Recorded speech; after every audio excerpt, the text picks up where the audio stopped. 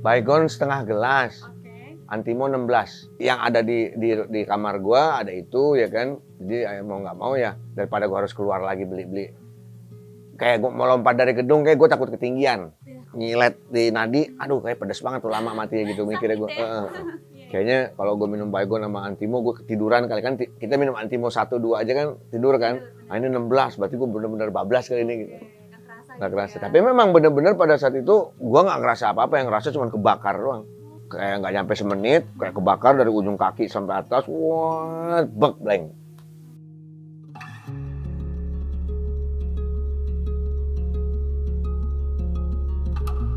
Yang gue ingat adalah pokoknya pada saat itu gue harus makan 3 kali sehari, gue harus minimal tuh mandi 2 kali sehari, terus gue juga harus sholat.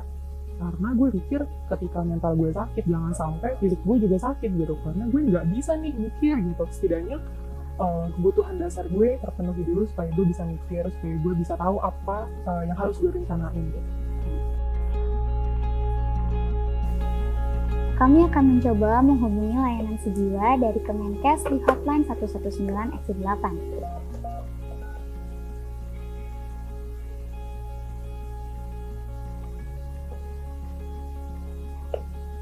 Kedaruratan medik tekan 0. Layanan konsultasi kejiwaan tekan 8.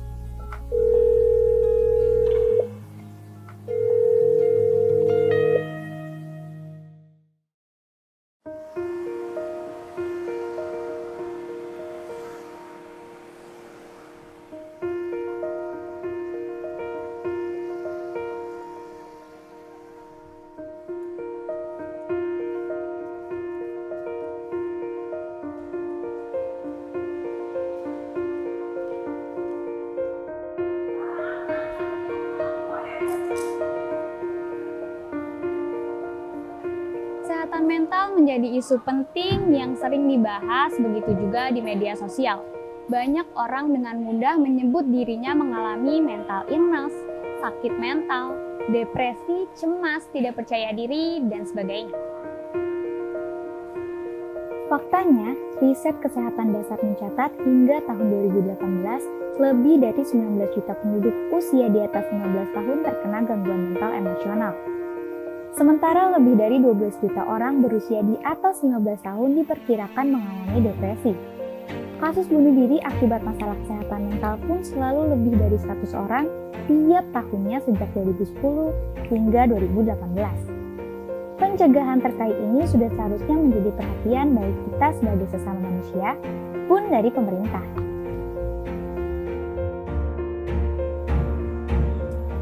Kali ini kami akan mengupas ihwal penanganan kasus kesehatan mental di Indonesia. Karena bisa saja pencegahan lebih dini akan mengurangi kasus bunuh diri di negeri ini.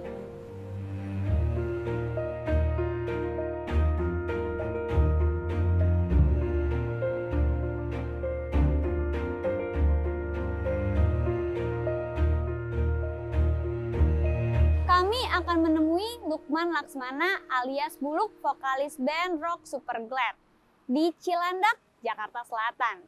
Ia akan berbagi cerita mengenai percobaan bunuh dirinya kala itu. Masalah hidup yang menimpa Buluk kala itu rupanya bermuara pada satu kesimpulan, yakni mengakhiri hidup. Di suatu pagi di rumah kontrakannya, Buluk meracik 16 butir obat anti mabuk ditambah setengah gelas cairan anti nyamuk. Tanpa tedeng aling-aling, dia meminumnya. Dari pengakuannya, saat itu tubuhnya terasa seperti terbakar. Dalam hitungan menit, dia tertidur. Beruntung, seorang teman datang dan membawa Buluk ke rumah sakit. Nyawanya pun terselamatkan.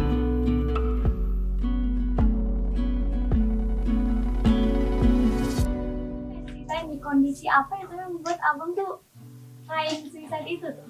Kalau kondisi sebenarnya udah pasti orang kalau yang kayak gitu tuh banyaknya putus harapan, nggak ada jalan keluar, ya kan? Putus harapan, nggak ada jalan keluar, kayaknya hal yang memungkinkan untuk menyelesaikan semua masalah adalah menyudahi hidup.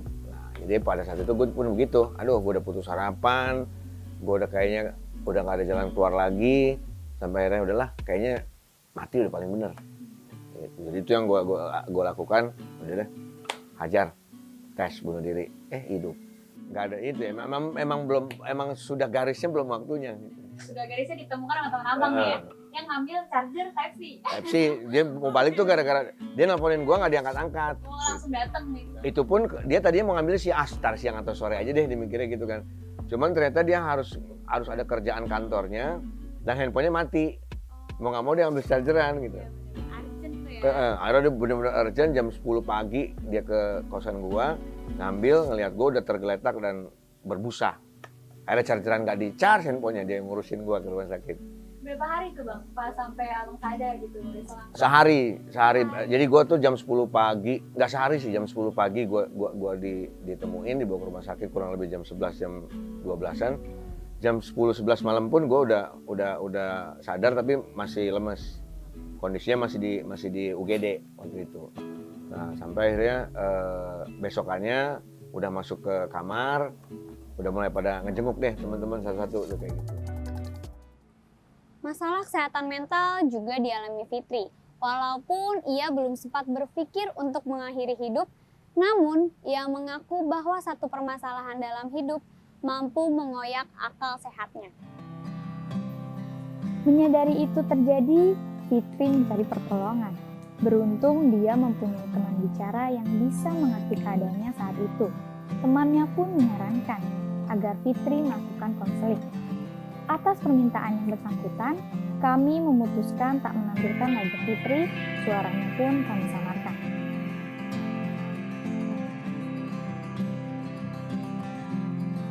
Masalahnya sebenarnya apa yang terjadi sampai mencari tempat konseling?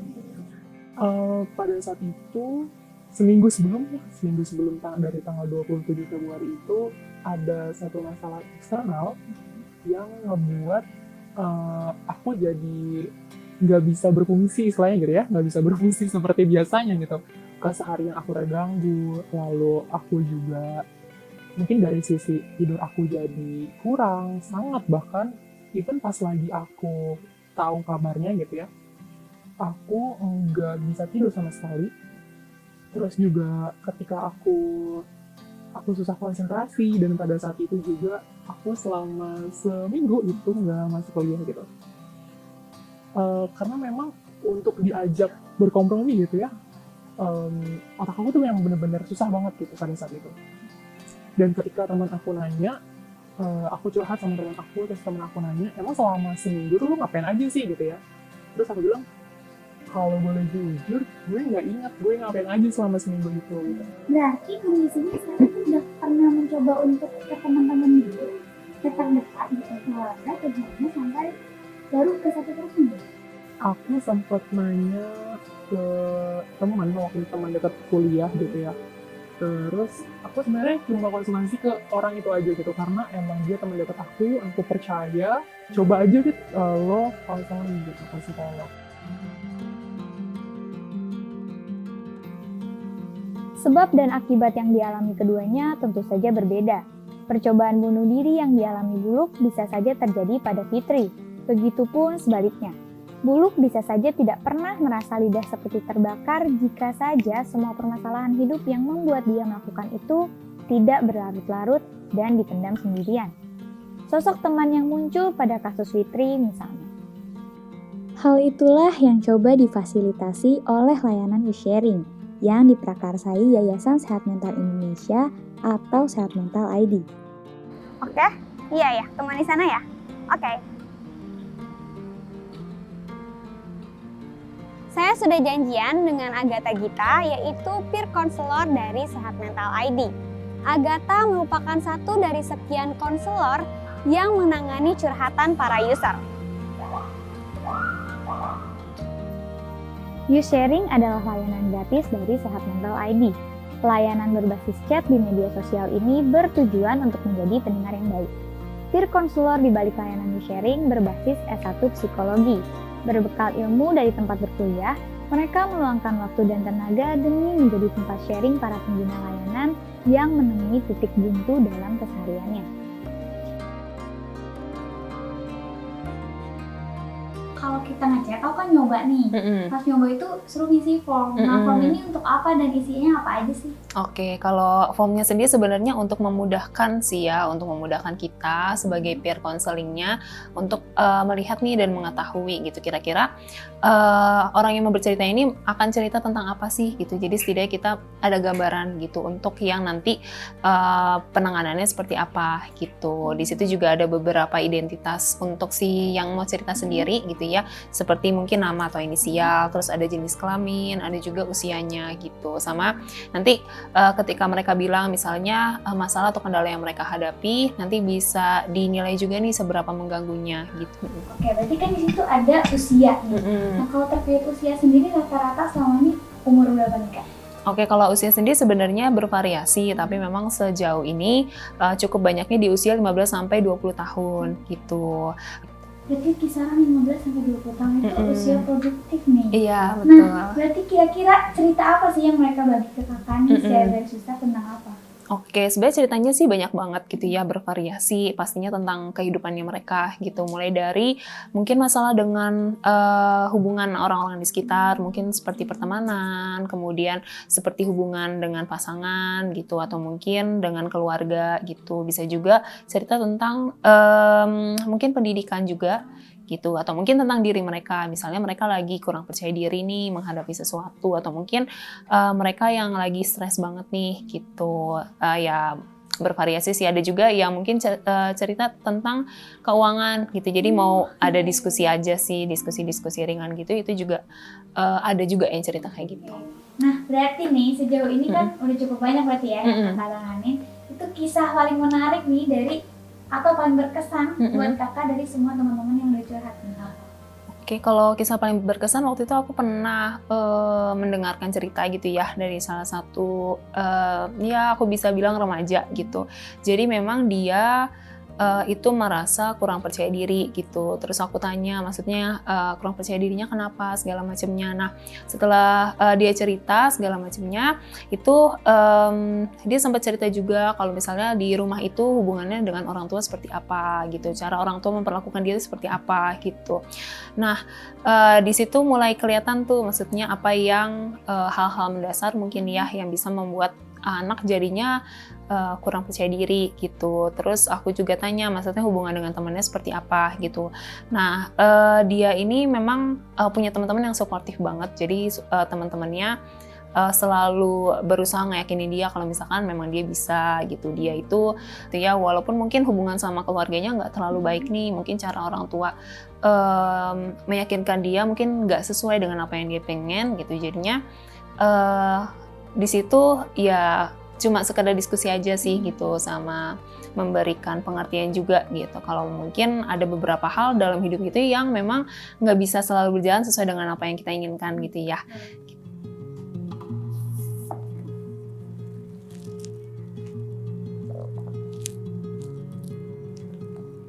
Kesehatan mental juga menjadi perhatian 1%. Perusahaan yang bergerak di bidang pendidikan kesehatan mental.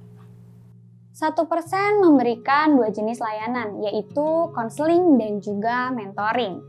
Dengan dua hal tersebut, mereka bergerak berdasarkan data kesehatan mental di dunia, bahwa 15% dari tiap negara mengalami kesehatan mental umum. Jika diibaratkan di Indonesia yang memiliki 270 juta penduduk, maka 40 juta penduduknya mengalami kesehatan mental umum. Berdasarkan data itu, 1% bergerak. Sebab psikolog dan juga tenaga kesehatan mental hanya sekitar 3.000 saja. Kali ini kami akan melakukan perjalanan ke Pejaten, Jakarta Selatan, tempat 1% dan akan menemui co-foundernya yaitu Rizky Andriawan. Saya akan bertanya mengenai data-data tadi dan bagaimana penanganan 1% mengenai kesehatan mental ini.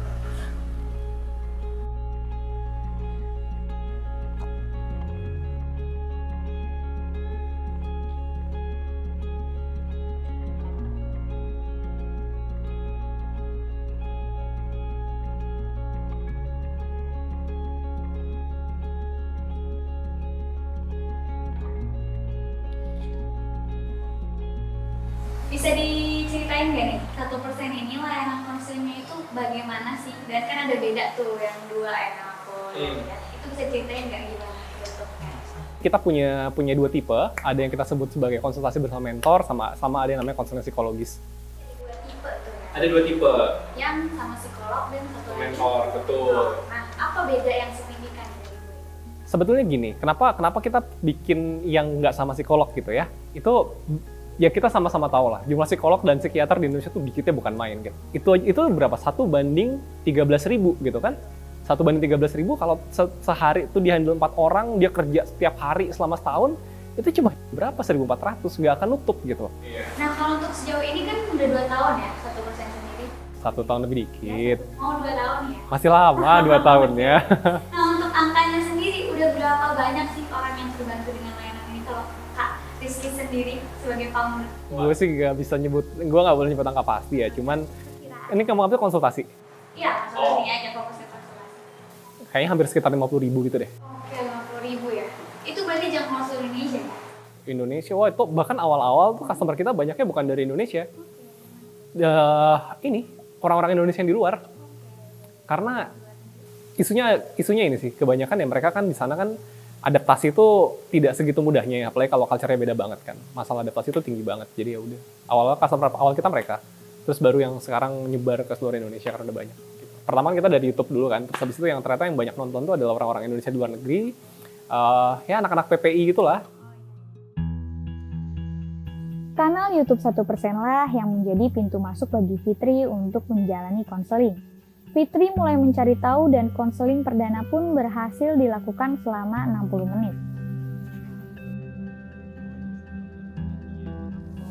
Gimana cerita konseling singkatnya pas sama 1% itu ya?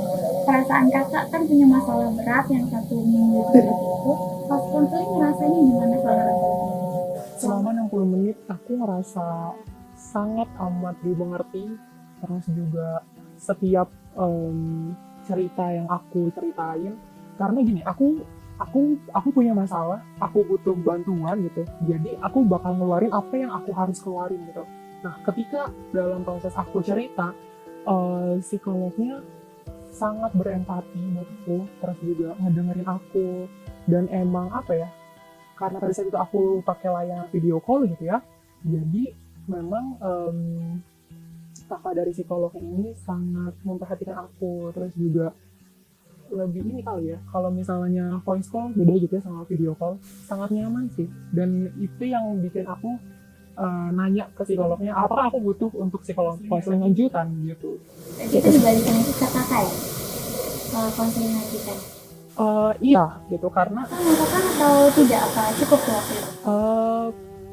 aku tuh kan 27 Februari ya, berarti kan mungkin sekitar baru 2 mingguan gitu ya. Dan aku dikasih teknik, mungkin kayak apa ya, waktu itu aku dikasih teknik tapping atau EFT. Nah itu disuruh sama psikolognya aku ngelakuin selama 25 hari gitu. Setelah konseling. Jadi ketika setelah konseling itu selama 25 hari aku dibutuhkan untuk konseling lanjutan, ya aku bakal ngelakuin itu. Tapi ini masih dalam 25 hari. Betul. Berarti kakak tiap hari tetap ngelakuin itu? Yes. Berarti konselingnya walaupun cuma 60 menit, tapi setelahnya masih ada treatment lanjutan ya? Iya. Harus dilakukan sendiri? Iya. Oke. Nah, berarti dampaknya nih Kak, Iya. setelah 1 kali konseling dan menjalaninya sekarang, dampaknya apa? Kalau yang gue terasa, aku jadi lebih bisa menahan apa ya, karena itu kan teknik tapping itu sendiri itu berfungsi supaya aku mengeluarkan apa yang harus aku keluarkan gitu ya, emosinya. Jadi walaupun aku pada saat misalnya pada hari ini gitu ya, aku marah, aku kesel, ya itu nggak apa-apa gitu. Tapi ketika aku melakukan tapping tersebut, itu aku ngerasa bahwa emosi-emosi negatif aku itu selesai pada hari itu juga gitu. Karena memang kenapa aku bisa seheboh itu gitu ya sebelum konseling, karena mungkin bisa jadi aku memendam perasaan-perasaan itu yang mana jadi bom waktu gitu. Iya, nah ketika aku melakukan konseling teknik ini gitu ya, setiap harinya aku ngerasa emosi aku tuh selesai pada hari itu juga gitu. Dan itu berdampak ke tidur aku jadi lebih nyenyak. Yang awalnya cuma tidur 2-4 jam, tapi sekarang bisa jadi sampai 6 jam. Walaupun mungkin nggak sampai 8 jam gitu ya. Iya, dan emang betul, karena juga jadi lebih nyenyak kayak gitu. Berbeda dengan yang dialami Buluk, pada tahun 2014 saat Buluk mengalami depresi berat, layanan konseling masalah kesehatan mental seperti Sehat Mental ID ataupun 1% belum sepopuler saat ini. Namun sebetulnya pada tahun itu, Direktorat Bina Pelayanan Kesehatan Jiwa Kementerian Kesehatan punya hotline cegah bunuh diri yang sudah beroperasi sejak 10 Oktober 2010. Meski di akhir tahun 2014, layanan ini ditutup. Pada masa aktifnya, hotline dengan nomor 500454 ini memberikan pelayanan pencegahan bunuh diri dan konsultasi selama 24 jam per hari. Buluk mengaku tak tahu menahu soal layanan itu. Setelah pulih, Buluk mencoba bangkit dengan dukungan teman dan keluarga. Dia memutuskan untuk meninggalkan dunia hiburan demi pulih dari depresi. Beberapa komunitas sosial dia datangi. Di momen itulah, dia menyadari banyak hal yang menjadi alasan untuk tetap hidup dan berkarya. Momen apa sih Bang yang membuat Abang mikir, ini kesalahan besar nih saya kayak gini gitu. Ngelakuin hal sampai kayak gitu. Momen apa nih Bang yang buat Abang sadar? Yang bikin gue sadar tuh ya itu, ketika gue udah sehatan, gue melihat banyak orang yang sayang sama gue ternyata. Temen, saudara, keluarga dan segala macam ternyata sayang, care, sampai mereka bantu gue untuk dalam arti bukan bantu dalam arti materi, bantu kayak misalkan mental. Misalkan gue lagi di rumah, di mana lo? Di rumah, gue jemput ya, kita jalan-jalan. Jadi gue ngeliat banyak orang sayang sama gue, jadi akhirnya di situ gue kayak goblok banget gue kemarin melakukan hal ini kayak gitu. Pada saat itu gue karena memang lagi bener-bener drop, secara finansial gue lagi anjlok, yang nyemangatin gue cuma temen-temen. Walaupun temen-temen juga ngasih kenalan psikolognya. Ada teman-teman artis yang misalkan, Buluk gue ada psikolog nih, coba lo ngobrol sama dia nih gitu. Telepon segala, aduh gue kagak ada duit buat bayar psikolog, udah gak usah lo pikirin, lo kesana aja dulu gitu. Apa yang menjadi nilai yang diambil sih dari pengalaman itu Bang? Kalau gue gini, ternyata semua masalah itu ada jalan keluar. Semua masalah itu ada jalan keluar, tergantung kita menyikapinya. Dalam arti kayak lo kalau berpikiran positif, negatif terus, aduh gak ada jalan keluar dan segala macam, pasti akan mentok terus. Tapi akhirnya setelah gue kilas balik lagi kayak tadi gue bilang, ternyata gue kalau sampai temen gue nggak ketinggalan chargeran segala macam, berarti memang sudah belum waktunya kan. Sampai akhirnya nyemangatin gue, sampai akhirnya gue mencoba bangkit lagi. Di saat gue bangkit, gue sharing sama ada grup kelompok gitu. Yang di saat sharing itu ternyata masih banyak orang yang punya permasalahan jauh lebih parah dari gue. Mereka struggle, gue bego banget gue gitu. Ketika gue ngomong misalkan ya gue ngomong saya nggak bisa ketemu anak nih, ternyata si orang yang ini ngomong ke gue, loh saya udah diusir mas sama anak saya, lebih parah dia gitu loh kayak gitu. Jadi di atas langit ada langit, di atas langit ada langit gitu. Jadi kalau lo berpikir positif, semua masalah pasti ada jalan keluarnya. Gue pernah ada di circle yang duduk semua lingkaran, lo kalau nonton film-film bule tuh kayak anger management yang kayak gitu-gitu. Nah itu gue sampai gitu duduk soal kenalan, halo nama saya ini, saya gini. Oh ada yang dari mulai narkoba, ada yang hamil di luar nikah, ada yang wah macam-macam dari 20 orang tuh macam-macam selingkuhan itu. Itu ternyata pas kita saling kenal, lu akan menemukan jawaban yang tanpa harus dikasih tahu orang. Lu nemuin jawaban dari diri lu sendiri, ngobrol masih A, si B, si C. Perhatian pemerintah terhadap masalah kesehatan jiwa mulai terasa lagi sejak pandemi COVID-19 mewabah di tanah air, baik dengan buku pedoman kesehatan jiwa dan psikososial, hingga membuka kembali hotline 119 extension 8 untuk layanan konsultasi kesehatan jiwa, dikenal dengan sebutan Sejiwa atau Sehat Jiwa. Kami akan mencoba menghubungi layanan Sejiwa dari Kemenkes di hotline 119 exit 8. Saya akan mengaku sebagai Kiki berusia 22 tahun dan tengah mengalami depresi hingga ingin melakukan percobaan bunuh diri.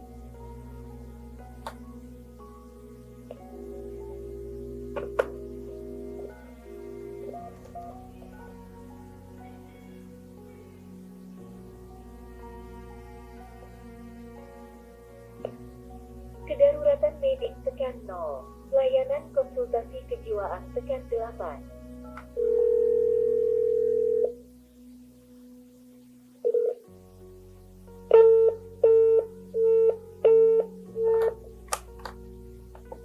Tidak diangkat, maka saya akan mencoba sekali lagi.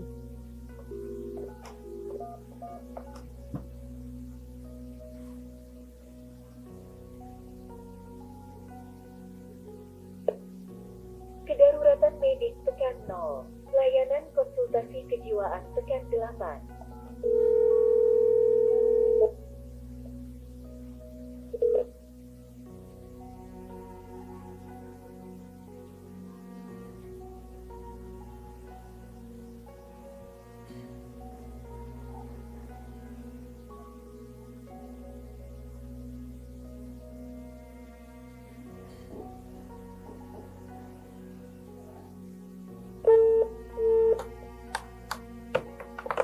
Baik, sudah saya coba 2 kali, ternyata layanannya tidak terhubung dan berada di jaringan sibuk.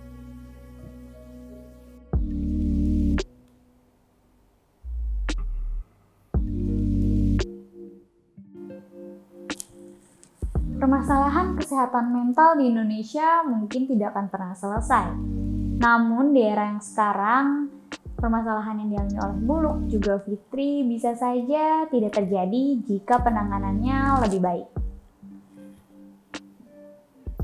Layanan konseling urusan kesehatan mental kini juga sudah mudah ditemui, seperti Sehat Mental ID dengan layanan di-sharing-nya, atau 1% yang menawarkan 2 tipe konsultasi, yakni mentoring untuk kasus depresi, ringan hingga sedang, dan konseling dengan psikolog untuk kasus berat. Namun di luar itu, perhatian dari lingkungan sekitar seyogianya jadi alternatif paling mudah dalam menangani masalah kesehatan mental. Agatha dari Sehat Mental ID juga mengamini itu. Menurut dia, mereka yang pernah mengalami depresi sebetulnya hanya butuh teman yang bisa mendengarkan isi hatinya.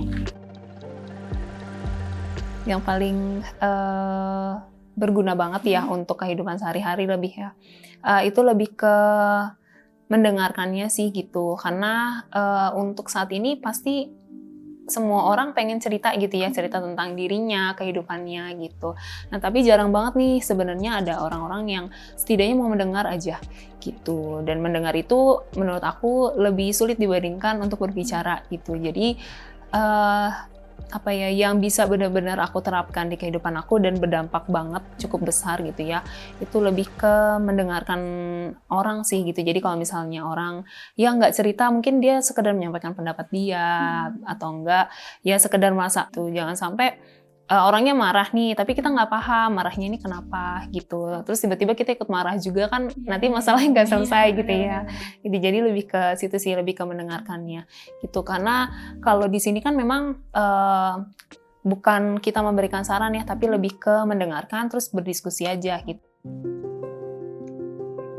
1% juga punya cara sendiri. Menurut Rizky, pendidikan kesehatan mental menjadi hal paling dasar yang harus dilakukan dan dikedepankan, karena tidak semua orang berani menemui konselor maupun psikolog untuk bercerita. Banyak di antara mereka yang merasa malu jika permasalahan hidupnya diketahui orang lain. Maka dari itu, 1% memilih lebih banyak memproduksi konten untuk dibagikan di sosial media.